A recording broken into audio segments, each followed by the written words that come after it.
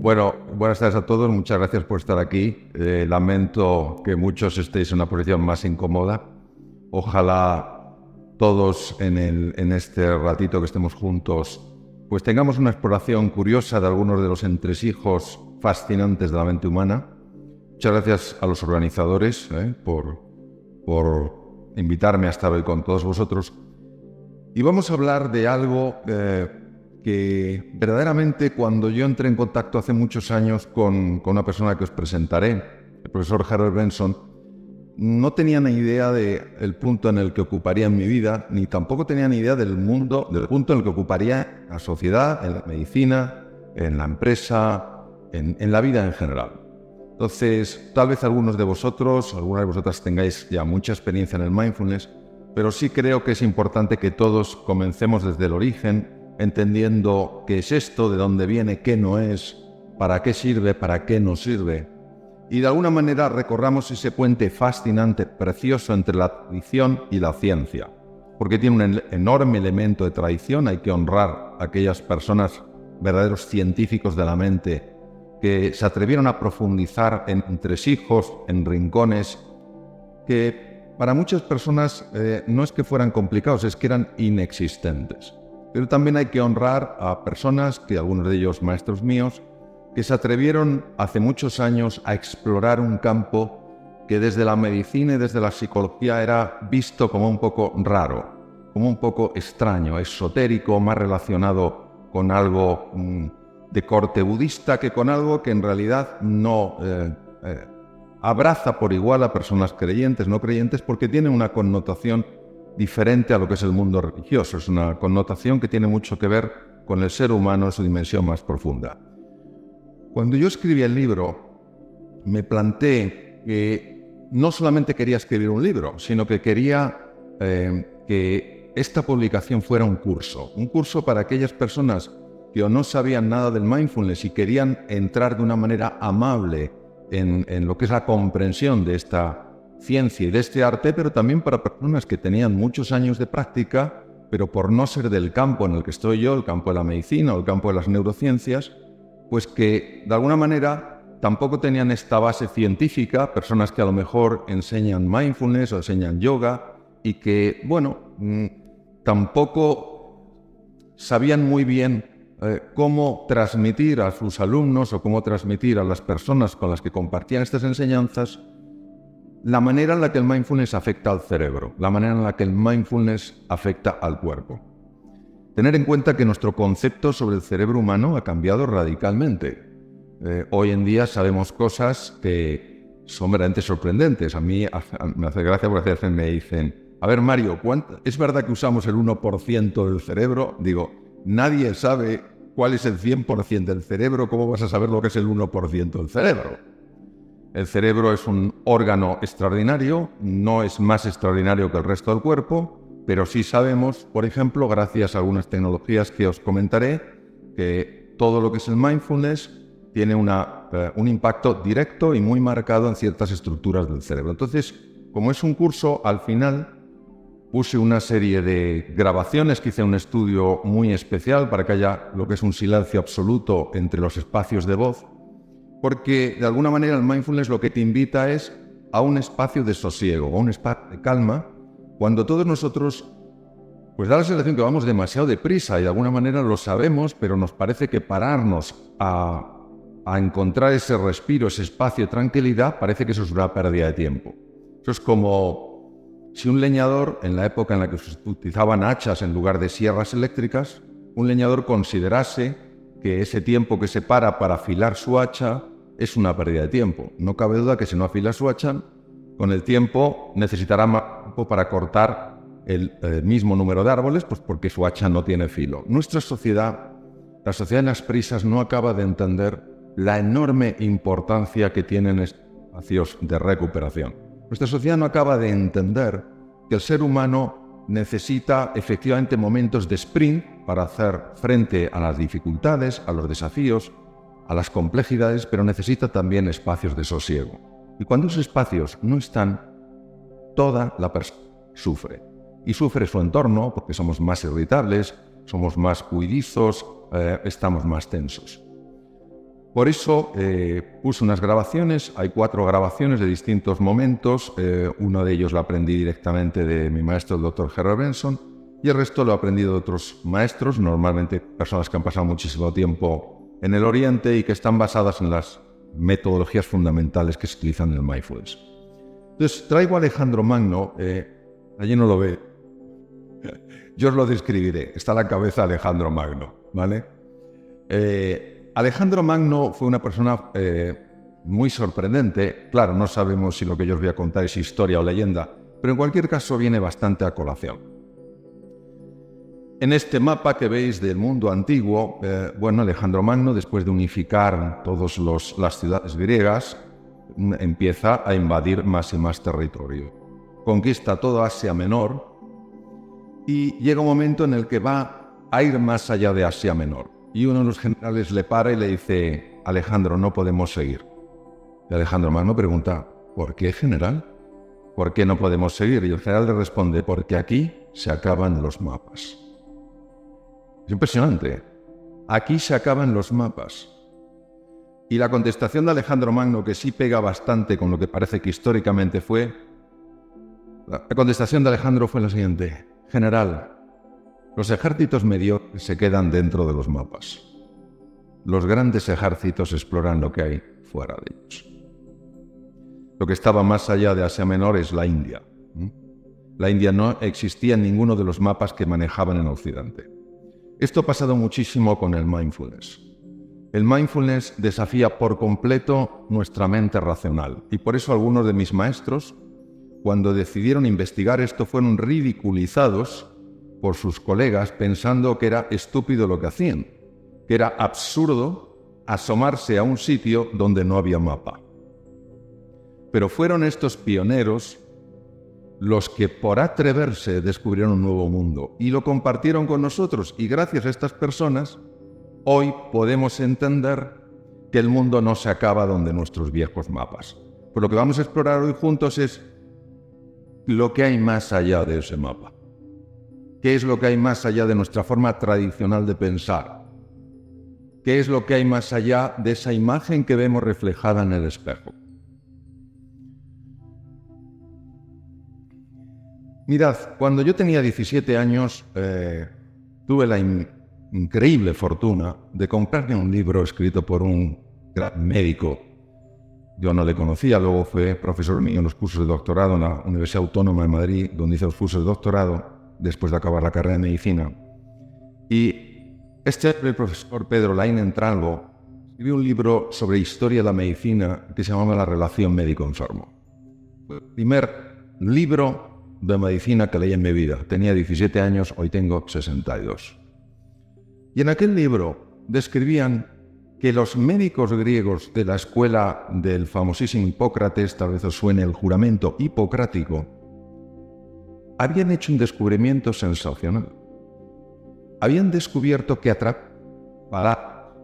través de la comunicación podían curar enfermedades.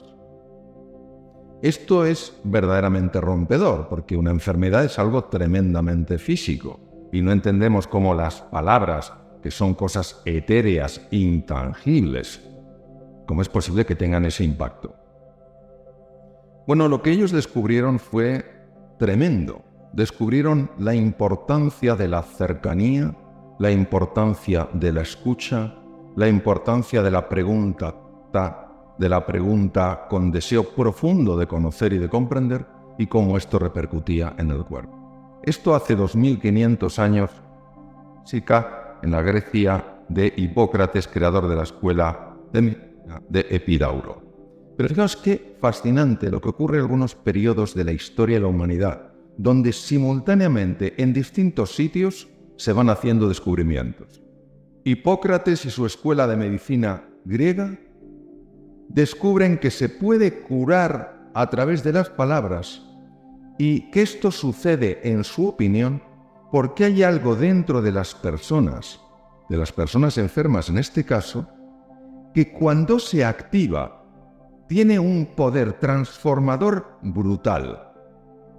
Ellos saben que no todos los médicos son capaces de producir este impacto en los enfermos, Pero los médicos que a través de la comunicación consiguen generar esta sacudida interior en sus enfermos, consiguen que una fuerza desconocida hasta el momento y que está dentro de sus enfermos se ponga a actuar. Como no es un conocimiento científico, no es algo que la ciencia de la época pueda de alguna manera estudiar o mostrar, le llaman el arte médico, el arte de curar a través de las palabras. Pues hace 2500 años, en esto lo que queda de esta ciudad, Kapilavatthu, en la India, en el norte de la India, prácticamente en la frontera con el Nepal, nace un niño. Ese niño es hijo de unos reyes, los reyes de Sak. Y este niño, de alguna manera, tiene algo especial. Es un niño que es el príncipe Gautama Siddhartha, y el príncipe Gautama Siddhartha vive muy tranquilo en su palacio. No es fácil que vea el dolor de otros seres humanos, no es fácil que vea la vejez, no es fácil que vea el deterioro, pero en una ocasión experimenta algo que le impacta mucho. Ve una persona muerta, ve una persona enferma, ve una persona muy anciana. Y aquí es donde viene un punto verdaderamente misterioso. Este hombre se plantea que los seres humanos sufrimos. Y todos diremos, eso es evidente. Sí, pero no es tan evidente cuando uno entiende a qué llamaba el príncipe Gautama Siddhartha sufrimiento. Sufrimiento es aquello que se añade al dolor natural. Vamos a imaginar que yo tuviera ronquera. Cojo un virus, empiezo con una ronquera y tal cual. Y bueno, físicamente me fastidia porque yo tengo que estar hablando, dando clases o conferencias, lo que sea. Y esto es un dolor que es normal, no me gustaría tenerlo, pero lo tengo. El sufrimiento es cuando la mente empieza a generar de esto toda una historia. Ahora verás, claro, con esta ronquera no vas a poder ni hablar. Y verás, y lo que hables ni se te va a oír. ¿Entendéis lo que os quiero decir? Este proceso de rumiación. Y este joven intuyó que había algo curioso en este proceso, que había algo en el ser humano que dificultaba la superación del dolor, que hacía que la vejez se llevara peor, que la enfermedad fuera peor, que las pérdidas fueran más dolorosas, pero no sabía lo que era. Es cierto que en el año 3100 aproximadamente se había publicado un libro que es lo que él conoció, el Bhagavad Gita, que ya hablaba de estos temas, pero no había nadie que los hubiera investigado con profundidad. Fue el príncipe Gautama Siddhartha el que abandonó a su mujer, que acaba de tener a su hijo Rahula, y se dedicó durante 12 años a intentar entender qué nos pasa a las personas. Nosotros le conocemos como el primer despierto, el príncipe Sakyamuni Buda. Buda en sánscrito es el despierto, porque cuando descubrió lo que nos pasa, algo cambió en su semblante y en una ocasión saliendo de un bosque se encontró con un campesino que al ver a alguien tan especial le dijo, eres un dios, y dijo, yo soy el despierto. ¿Qué quiere decir eso? Pero fijaros, si nos vamos, mira qué interesante lo que decía Buda, os lo voy a leer para los que no podéis verlo porque estáis en otro sitio, para enseñar a los demás primero es de hacer tú algo muy duro, has de enderezarte a ti mismo. Oye, qué fácil es ver en el otro el problema. Qué fácil es ver en el otro el defecto. Qué fácil es ver en el otro la falta de atención hacia nosotros. Qué difícil es verlo en uno. Y cuando a uno se lo dicen, es que no le gusta nada. Porque a mí me encanta eso cuando decimos, dime la verdad. Nadie quiere conocer la verdad. Pero hay que conocer la verdad. Tú te vas a un restaurante y te llega a lo mejor el chef y te dice, le ha gustado, y antes de que conteste se ha ido. Yo recuerdo una ocasión en Madrid, en un restaurante, se acercó el chef y dijo, ¿le ha gustado? Y digo, sí, está muy bueno. ¿De verdad? ¿Le ha gustado? Digo, no puede ser, este quiere conocer la verdad. Sorprendente. Digo, no, todo muy rico. No, pero de verdad, ¿no hay algo que yo pueda mejorar? Casi me dieron ganas de abrazarle. Y decirle, a usted hay que clonarle. Bueno, es fácil. no es para sentirse mal, es para tomar conciencia de que es más fácil ver lo que el otro tiene que mejorar que lo que yo tengo que mejorar.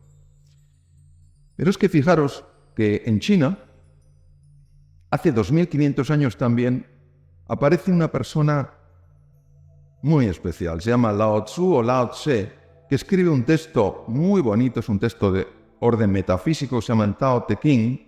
Y fijaros qué cosas dice este hombre hace 2500 años. Lo voy a leer. Si estás deprimido, es porque vives pasado. Si estás lleno de ansiedad, es porque vives en el futuro. Si estás en paz, es que vives en el presente.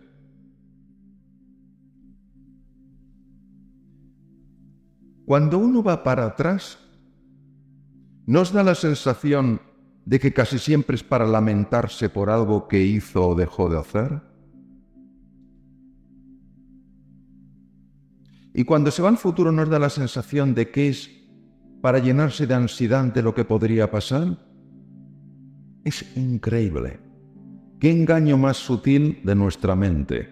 Si no vamos para atrás para aprender mentira. ¿Te quiere llevar para atrás para que te sientas culpable o avergonzado? Bueno, vamos al futuro, que hay que anticipar. Mentira. Te quiere llevar al futuro para que te preocupes y empieces a sufrir por cosas que todavía no sabes ni siquiera si van a suceder. El gran René Descartes, filósofo padre de la filosofía racionalista en el siglo XVII, un hombre que no valoraba demasiado las emociones, a punto de morir escribió una carta donde ponía: mi vida estuvo llena de desgracias, la mayor parte de las cuales jamás sucedieron. Pues claro, ¿nos cuesta tanto estar en el aquí y en el ahora? La sensación de que este es un sitio raro es tan apremiante que con facilidad nos vamos para atrás o nos vamos para adelante. Bueno, el mindfulness, y sobre todo en este caso Lao Tzu, lo que nos decía es: en el presente está la solución. Y nosotros tenemos que entender por qué. Porque esto de está en el presente, en el presente, se oye mucho. ¿Pero qué quiere decir? ¿Qué significa realmente? La historia de Einstein, a mí Einstein me apasiona. Einstein es muy conocido, obviamente, como físico, pero Einstein fue un profundísimo metafísico. Entonces, claro, tener en cuenta que nosotros somos hijos de una serie de maestros, somos hijos, filosóficamente, somos hijos de Descartes, y somos hijos de Newton desde el punto de vista de la física newtoniana. Y de repente aparecen una serie de personas, Einstein fue uno de los primeros, que te habla de un orden distinto de la realidad, de que hay algo más allá del mapa que se utilizaba en la física. Hoy sabemos que la física subatómica, la física teórica, la física de las partículas, muestra que hay un comportamiento radicalmente distinto de esas partículas al comportamiento de las piezas de una máquina, de las estructuras más grandes. No es que la física newtoniana desaparezca, es que la física teórica amplía. No es que el mindfulness diga lo anterior no sirve, es que amplía. No es que se diga el mapa previo no sirve, es que se amplía el mapa. Se dice hay más cosas que no estaban o que no están en el mapa. Esto se llama un cambio de paradigma. La palabra paradigma viene del griego y quiere decir forma de ver. De alguna manera, a lo que el mindfulness invita es ampliar tu forma de ver. No dice que tu forma de ver anterior no sea correcta, dice que es limitada y que si quieres ver más opciones en tu vida, es bueno que explores lo que hay, o es deseable que explores lo que hay más allá del mapa.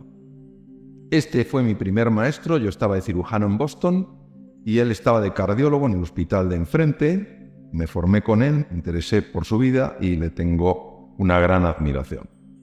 El doctor Herbert Benson, cardiólogo de la Universidad de Harvard y profesor titular de cardiología del Hospital Deaconess, que son los hospitales de la Universidad de Harvard, era un hombre muy preocupado con la hipertensión arterial. Vosotros sabéis que la hipertensión arterial es una cosa muy común y que la persona que lo padece, si sabe que lo padece, si tiene un poco de cuidado con la sal, que hace un poco de ejercicio, no tiene sobrepeso, etcétera, y con medicación va bien. Pero claro, el doctor Benson se dio cuenta de que muchos de sus enfermos, Había momentos en los que se ponían nerviosos, se ponían más tensos. ¿Quién no se pondría más tenso en un problema de circulación o lo que sea? Tenían subidas de la tensión arterial que eran peligrosas. Y entonces él decía, ¿será posible encontrar una forma para reducir la tensión arterial a cifras normales sin tener que usar cantidades masivas de medicación que tienen efectos secundarios? La medicina decía que eso era imposible. Se sabía obviamente que cuando una persona está tensa, está estresada, activa una parte del sistema nervioso que se llama sistema nervioso simpático. Un sistema nervioso que lo que hace es ponerte en situación de alarma. Y todos nosotros tenemos en los lóbulos temporales del cerebro, a la altura de las orejas, unos núcleos que se llaman amígdalas y que están en el cerebro. Porque en una ocasión se me olvidó decirlo. Una persona se me puso súper pálida. Yo no sabía qué le pasaba, pero estaba pálida y dije, algo le pasa a esta persona. Me acerco y digo, ¿se encuentra usted bien? Y me dijo, no. Digo, ¿pero qué le pasa? Y dice que estoy entendiendo toda mi vida y ya no tiene remedio, me las quitaron de pequeño. La confusión viene de que amígdala viene del griego, quiere decir forma de almendra, igual que estas. Pero son núcleos en el cerebro y es el detector de peligro. Cuando tú piensas que estás en peligro, el detector se activa. Y al activarse ese detector en la amígdala, el núcleo central de la amígdala, pone en marcha el sistema nervioso simpático y una de las cosas que hace es subir la tensión arterial. Entonces, claro, Benson dijo, si hubiera alguna forma de reducir la actividad del sistema nervioso simpático, si consiguiéramos que este sistema no se activara de forma tan habitual, mis enfermos estarían mejor. Pero la medicina decía que era imposible. Ahora bien, había un suizo, Walter Rudolf Hess, que era un oftalmólogo y que se convirtió en investigador, que ganó en 1949 el Premio Nobel de Medicina y que había descubierto en el cerebro una estructura que se llama el diencéfalo, y en el diencéfalo había encontrado un núcleo, que en realidad corresponde al hipotálamo anterior, y que era un núcleo capaz de activar la respuesta contraria, es decir, producir un estado de calma, contrarrestar la activación del sistema nervioso simpático.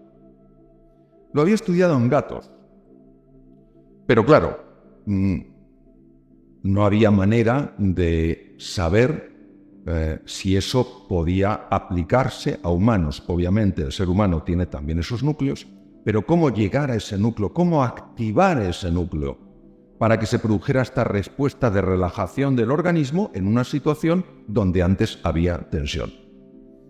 Y este hombre, obsesionado, como os digo, por mejorar la función cardíaca, por intentar que este corazón que todos tenemos latiera con más sosiego, con más paz, con más tranquilidad, no paraba de buscar algún tipo de forma para activar ese núcleo. Pero claro, la medicina decía que ese núcleo está tan profundo en el cerebro que no se puede activar.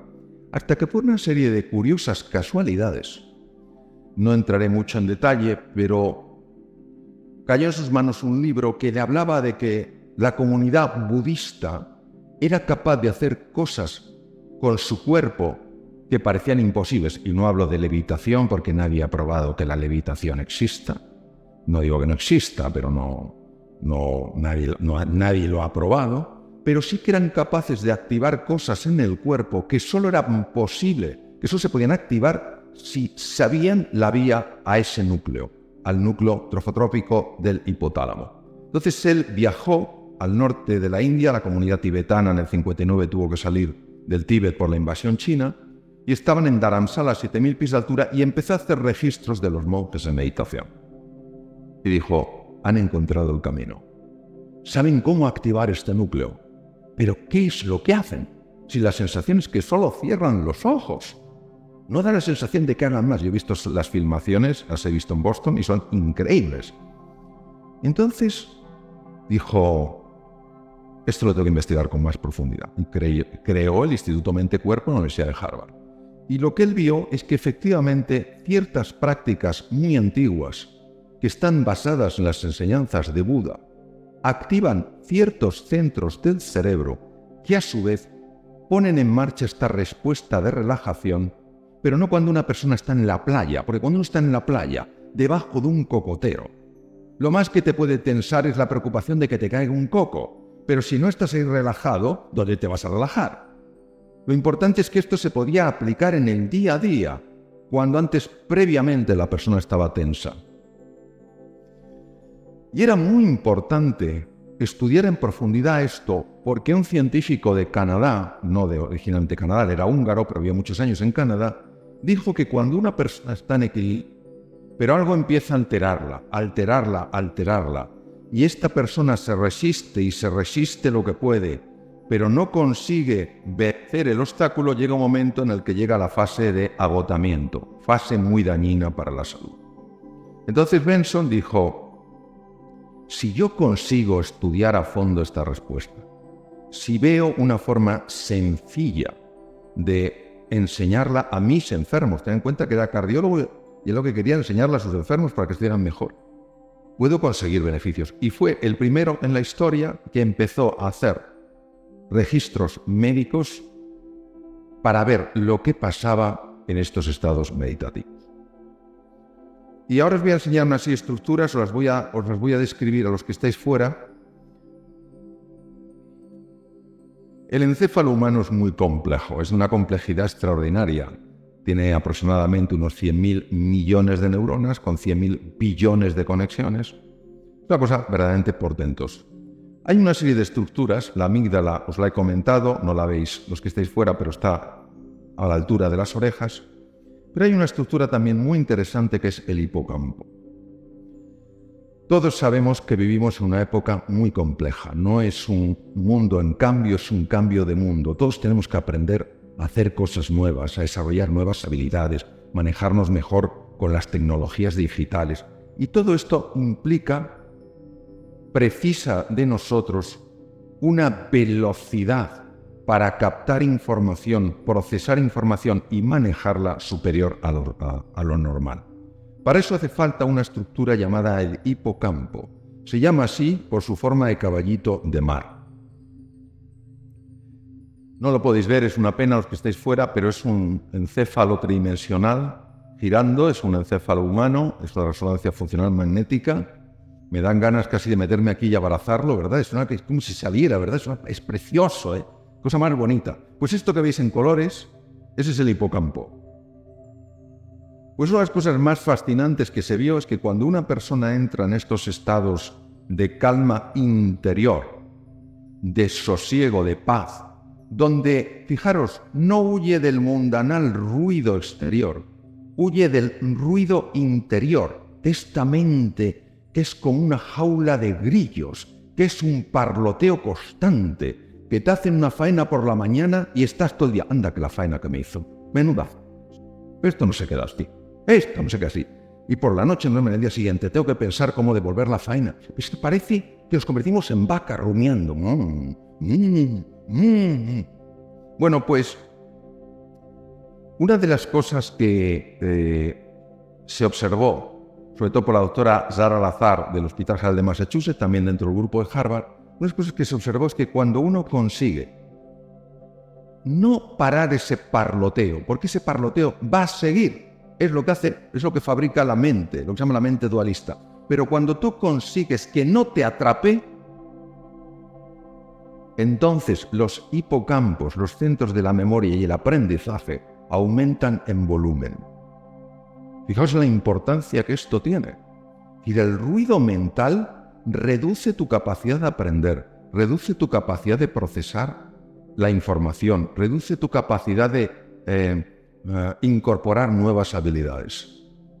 Claro, para poder ver esto, ha hecho falta el desarrollo de tecnologías muy complejas como la que os he mostrado, de resonancia funcionales magnéticas, etc. Este es otro de los grandes pioneros. Durante una época coincidieron el doctor Herbert Benson y él. Él es biólogo, especializado en microbiología, tiene un doctorado en microbiología por el Instituto Tecnológico de Massachusetts, que está al otro lado de Boston, está en la ciudad de Cambridge, enfrente de Boston.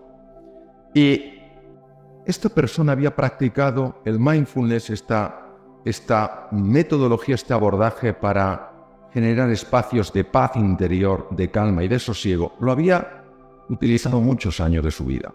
Y él había notado los beneficios. Y dijo, yo tengo que llevarlo a los enfermos. Yo tengo que enseñar a personas que tienen dolor, a personas que tienen dificultades. Tengo que enseñarles esto porque creo que les puede ayudar. Entonces se fue a la Universidad de Massachusetts, se fue a lo que se llama Departamento de Ciencias de la Conducta, Behavioral Sciences, y dijo, me gustaría montar una clínica de reducción del estrés. Creo que esta sociedad está muy estresada, creo que podría venir bien. Mi experiencia es muy buena a nivel personal. El doctor Benson lleva tiempo trabajando en Boston también en esto y ha tenido resultados muy satisfactorios. ¿Por qué no montamos esto? Y montaron una clínica y empezaron a aplicar el mindfulness para la reducción del estrés. Pues se llama MBSR, que quiere decir Mindfulness Based Stress Reduction. ¿En qué consiste el tema? Consiste en una cosa muy sencilla. Fijaros, aquí he utilizado otros colores, pero voy a usar unos colores que se ven tal vez mejor. Si yo pongo el color amarillo aquí y el color azul aquí y los junto, ¿qué color veríais? Verde. ¿Verdad que en el verde no distinguís el amarillo y el azul? ¿Pero a qué sabéis que amarillo y el azul? Pues lo que se llama colapso de onda, esto procede de la física cuántica. El dolor es consustancial con la vida humana. Pierdes un ser querido, ¿cómo no te va a doler? Te roban el coche, ¿cómo no te va a doler? A mí me lo robaron 2 veces y aquello dolió. Cuando hay gente que se acerca y dice, hombre, no es para tanto, que te pase a ti. No es para tanto. Oye, ¿qué te pasa a ti? Pero entonces digamos que eso puede ser el color amarillo, pero se añade una cosa que es el color azul, que es el parloteo mental, y que no nos damos cuenta de que se está añadiendo porque ocurre por debajo de la conciencia. Y de repente has perdido el trabajo y ya no vales nada. Has perdido un ser querido y ya tu vida no tiene sentido. Te han robado el coche y ya la gente es mala. ¿Entendéis lo que os quiero decir? Como ocurre por debajo de la conciencia, uno no lo entiende, no sabe lo que le está pasando. Lo que hace el mindfulness es separar la onda. El dolor tiene que estar, es parte de nuestra naturaleza, pero el sufrimiento es una creación de la mente humana. Este es otro de mis maestros, el profesor Judson Brewer. Él trabaja en la Universidad de Massachusetts, es una persona maravillosa y además un extraordinario, toca maravillosamente el violín. Y ha descubierto algo sumamente interesante con la práctica del mindfulness. Esto lo he sacado del libro, lo voy a describir. ¿Quién de vosotras no ha tenido la siguiente experiencia? Va en su coche y de repente llega donde tenía que llegar, pero no sabe cómo ha llegado. ¿Me entendéis? Va en piloto automático. Pensando tal cual. Pero ¿verdad que es una cosa llamativa? Como si alguien te estuviera conduciendo el coche.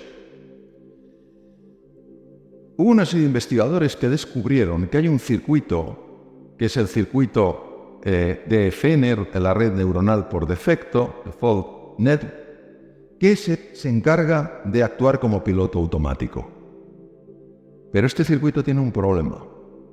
El problema es que cuando estás en piloto automático, primero, la posibilidad de tener un accidente se multiplica muchísimo. Y segundo, que este piloto automático es lo que se llama the wandering mind, la mente que divaga, y que es la fuente de la infelicidad. Estar en piloto automático. Estar en piloto automático. Cuando uno está en piloto automático, uno está en piloto automático cuando en una conversación dejas la cara puesta y te llevas la olla a Camboya. La cara la dejas, estás en piloto automático. Entonces la persona ve que tú la miras, pero sabe que no estás ahí. No sabe dónde está, pero sabe que ahí no estás. ¿Entendéis lo que os quiero decir? Entonces, eso que se llama the wandering mind, dice, the wandering mind is an unhappy mind. La mente que divaga es una mente no feliz. No podemos entrar en la construcción del yo porque nos llevaría mucho tiempo, pero es interesante que sepáis que la práctica del mindfulness interfiere directamente en este circuito. Interfiere en este circuito. Por ejemplo, nosotros comemos automáticamente. Nosotros no comemos con el cuerpo, comemos con la mente. Es como si el tenedor o la cuchara tuvieran vida propia. ¿Sabéis? O sea, según ya te está entrando el bocadito, ya el tenedor se está lanzando por el otro. Y luego, cuando uno ha comido, dices, me he pasado. Sí, pero es que nos pasamos una y otra vez, porque vamos en piloto automático. Bien. Estas son las razones, por cierto, de la obesidad y además incrementa la ansiedad. Bueno, pues lo que demostró el doctor Judson Brewer con una serie de experimentos elegantísimos es que cuando nosotros nos abrimos a este espacio de sosiego, de paz y de tranquilidad, empezamos a interferir con ese circuito. La ventaja es que el circuito automático está a su vez interfiriendo con un circuito importantísimo para mantener la atención, para aprender, para estar concentrado y para darte cuenta de lo que está pasando a tu alrededor. Este es el otro circuito que se llama Red Ejecutiva Central o Zen. El Zen es el que te ayuda a enterarte de qué va la cosa. Si alguien te está hablando, estar captando lo que de verdad te dice. Si estás ante un problema, entender de verdad de qué va el problema.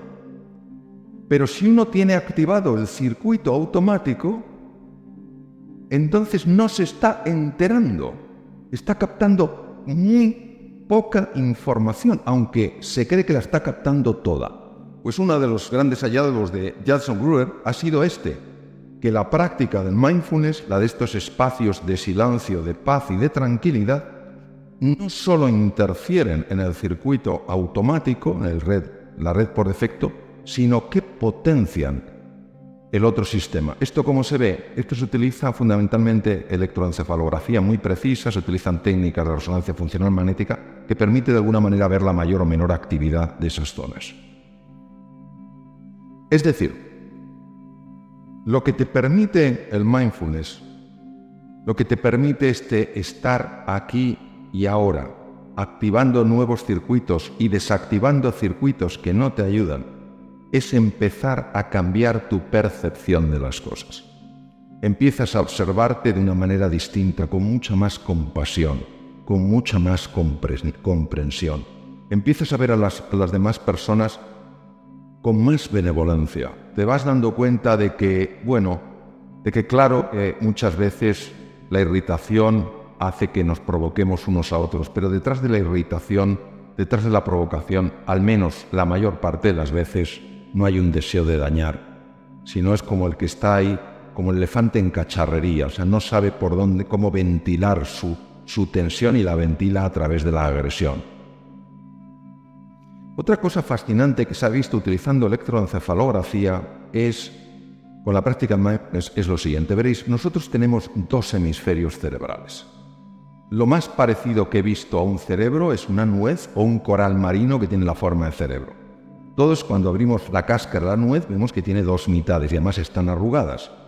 En una ocasión una persona me preguntó, oye Mario, ¿por qué el cerebro está arrugado? Y le dije, porque si no, no cabría en la cabeza. ¿Os imagináis la corteza cerebral desplegada? Tendríamos una cabeza como un piano de cola. ¿Quién sale por el canal del parto con una cabeza que tiene el tamaño de un piano de cola? No hay manera. Se tiene que arrugar. Bueno, pues eso es el encéfalo humano. Tenemos dos hemisferios, el izquierdo y el derecho.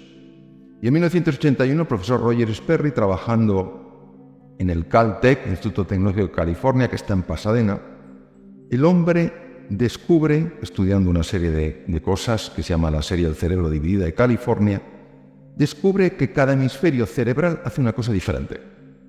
Por ejemplo, el brazo derecho lo puedo mover gracias al hemisferio cerebral izquierdo. Por eso cuando una persona tiene una hemorragia en el lado izquierdo del cerebro, veréis que la dificultad la tiene en el lado derecho. Y si la ha tenido en el lado derecho la hemorragia, la dificultad la tiene en el lado izquierdo. Esto se sabía desde hace mucho tiempo. Lo que Sperry demostró es que cada hemisferio cerebral tiene su propia mente. Y cada mente hace una cosa diferente. Por ejemplo, para analizar, para organizar, para sumar, para restar, para hablar, para comunicar necesitamos el hemisferio izquierdo. Pero para conectar, para tomar perspectiva, para imaginar, para relacionarnos con la incertidumbre y lo desconocido necesitamos el hemisferio derecho.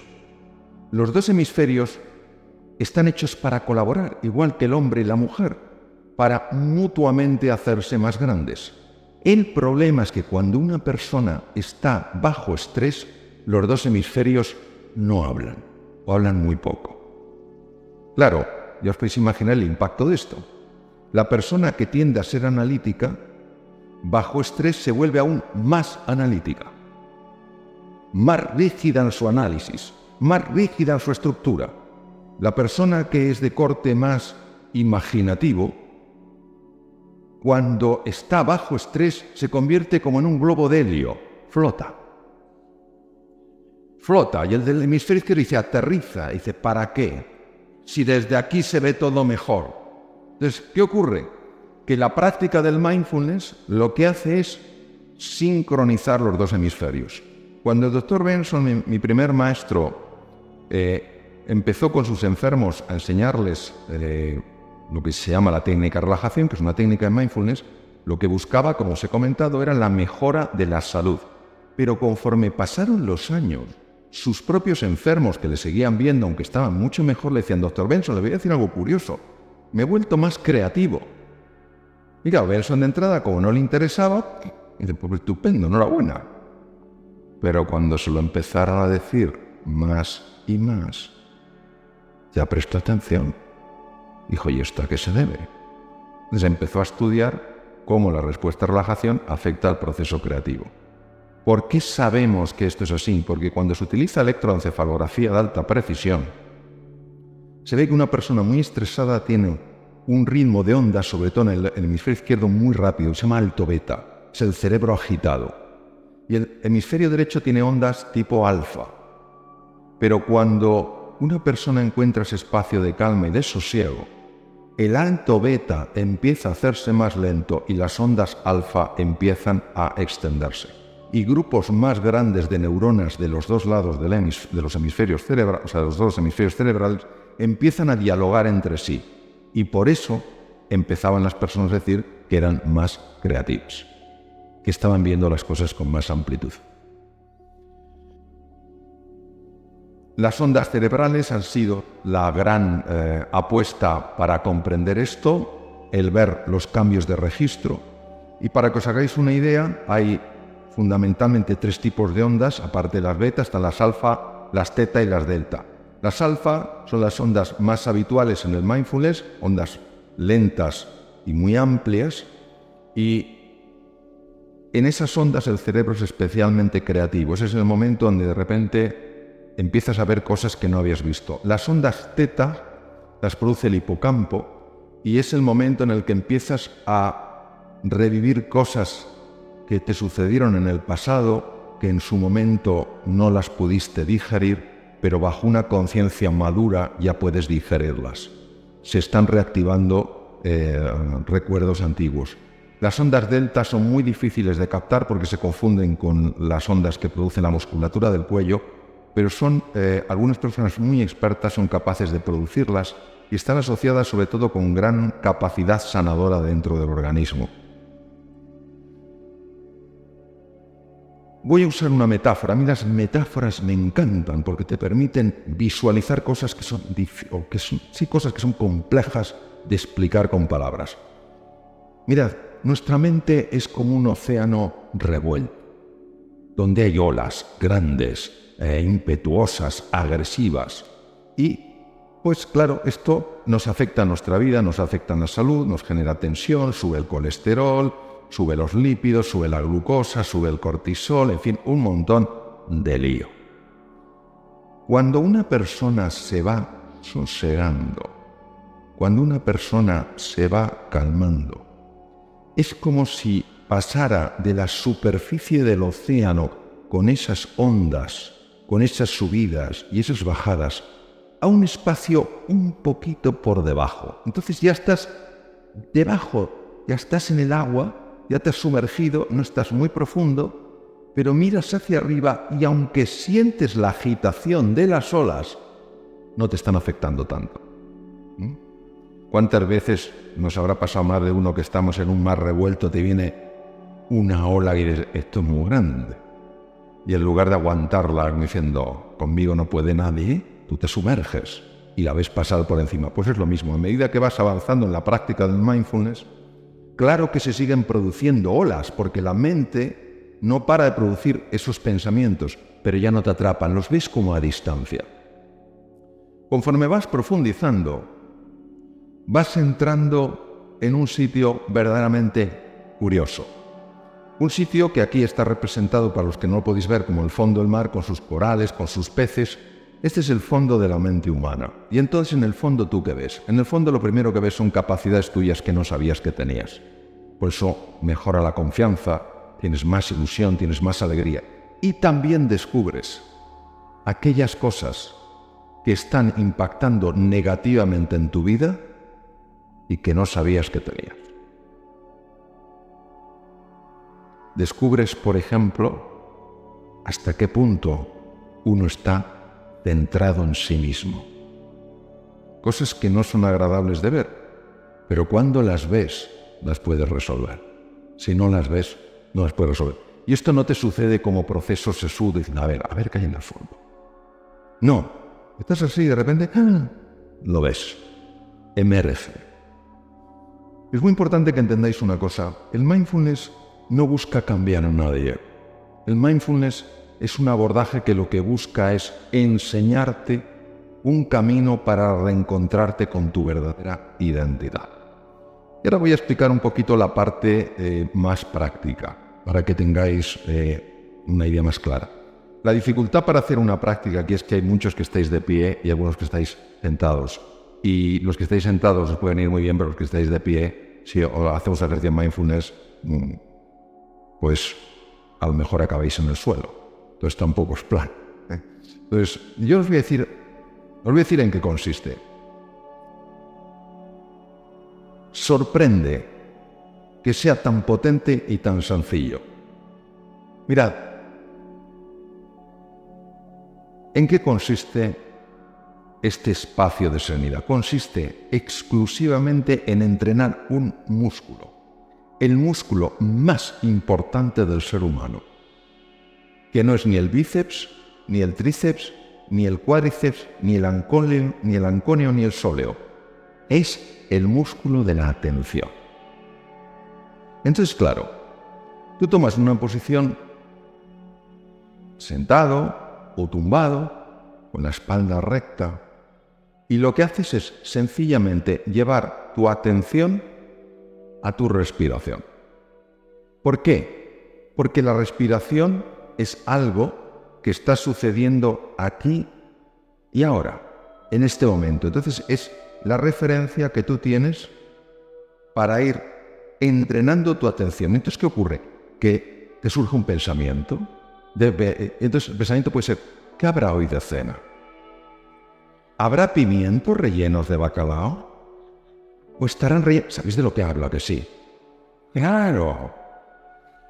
Pero esto va a suceder. El problema es cuando el pimiento te atrapa. Y entonces ya te ves, ¿me entendéis? Ya te ves comiéndote el pimiento. Ya te ha atrapado. Ya te ha atrapado. Entonces hay gente que dice, es que yo no puedo dejar de tener pensamientos. Ni yo tampoco.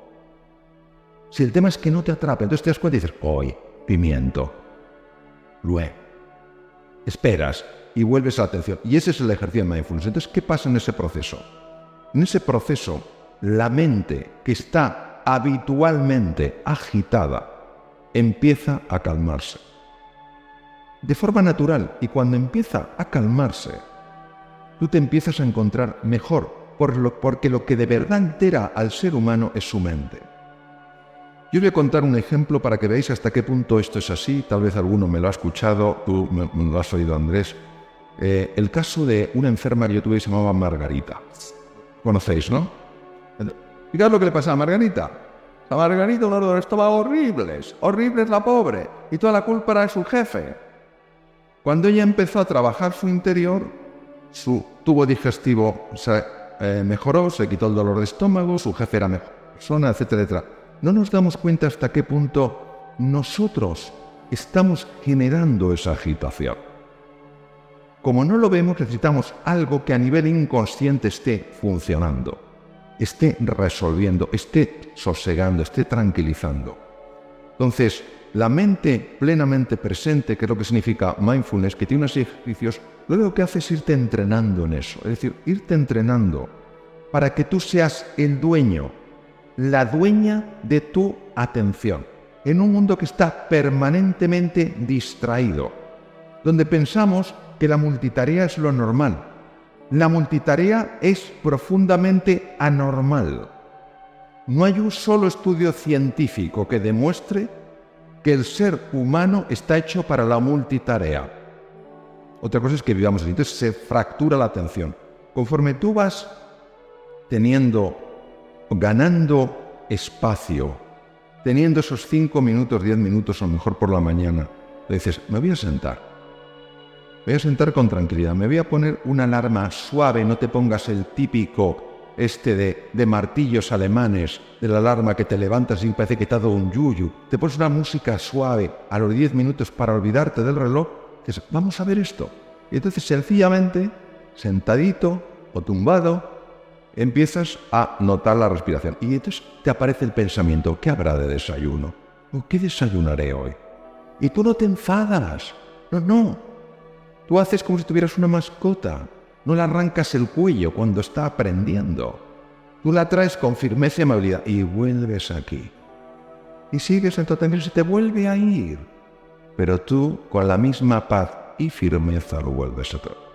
Y te vas entrenando en eso. Y entonces, lo que va pasando con el tiempo es que la mente se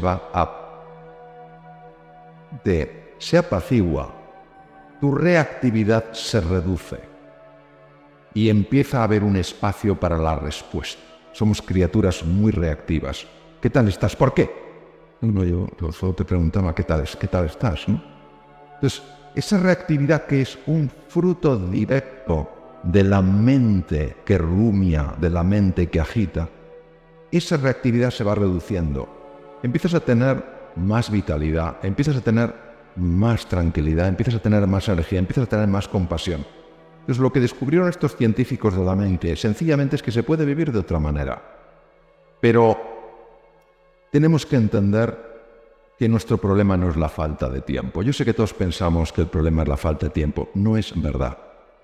Comentaba esta mañana en un programa de televisión que un amigo mío austriaco se encontró en una casa de un bisabuelo suyo un periódico de comienzo del siglo XX. Agarraros a la silla. Sucesos, ciudad de Viena. Un tranvía atropella y mata a un anciano de 40 años. A comienzos del siglo XX la expectativa de vida era entre 35 y 40 años. Aunque viviéramos 500 años nos quejaríamos de falta de tiempo. No es un problema de falta de tiempo. Es nuestra excusa. Cuando uno se para y sabe que ese tiempo es importante, y esto lo digo sobre todo a las damas, porque las damas muchas veces, por condicionamiento social, pensáis que si dedicáis tiempo a vosotras sois egoístas. Y parece que tenéis que vivir solo en la entrega a los demás, y yo creo que es fundamental que os cuidéis a vosotras. No creo que los hombres aquí protestaran, espero que no, pero es que es verdad, o sea, la sensación de no. Es que si me ocupo de mí, claro que te tienes que ocupar de ti. Nadie que no se cuide puede, de una forma prolongada, cuidar de otras personas. Entonces, lo que yo sí os quisiera es invitar al menos a que buceéis en esto. Los que lo practicáis sabéis que funciona. Esto no es un tema de creerse, es un tema de probarlo, de verificar por ti mismo que estás mejor. Algunos hospitales más prestigiosos del mundo ya lo tienen absolutamente incorporado. Yo trabajo en un instituto en Silicon Valley y tienen incorporados montones de empresas esta metodología. Es decir, es algo que lo que te ayuda es a vivir de otra manera, a saberte manejar en medio de la tempestad con un componente de paz, con un componente de serenidad, con un componente de alegría y con un componente de entusiasmo, que si nos dejamos llevar por ese piloto automático con el que todo el día vamos con la lengua afuera, eso es muy difícil de experimentar. Entonces, yo sencillamente os animo mucho a que, bueno, lo practiquéis, exploréis, busquéis. Mirad, una preciosa música que nos llama la atención como diciendo, sí, sí, aquí hay una llamada del más allá diciendo prueba, prueba.